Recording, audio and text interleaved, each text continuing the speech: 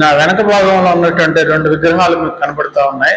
వీటిని ఈ యొక్క బ్రాహ్మణులు ఆనాటి బబులోను చక్రవర్తి అయినటువంటి నెబుకద్నెజరు ఏ విధంగా అయితే కలగని ఒక విగ్రహాన్ని మరి ఏ విధంగా చెప్పాడో ఆ విధంగా ఈ యొక్క బ్రాహ్మణులు ఒక విగ్రహాన్ని కల్పించి అందులో తల భాగం బ్రాహ్మణులుగా, ఛాతి అలాగే ఈ యొక్క భుజాలు కలిగినటువంటి దాన్ని క్షత్రియులుగా, ఉదర భాగాన్ని వైశ్యాసుగా, తొడల నుంచి కింది వరకు శూద్రులుగా, పాదాలను దళితులుగా విభజించి వారి ద్వారా వారిని వారు హైప్ చేసుకున్నారు. అంతేకాదు మరి ఈ యొక్క కులాలు ఏవైతే ఉన్నాయో, శూద్రులు అనగానే రెడ్లు, కమ్ములు, కాపులు, బీసీలులో ఎన్నైతే కులాలు ఉన్నాయో వాళ్ళందరినీ శూద్రులుగా వీళ్ళు విభజించారు.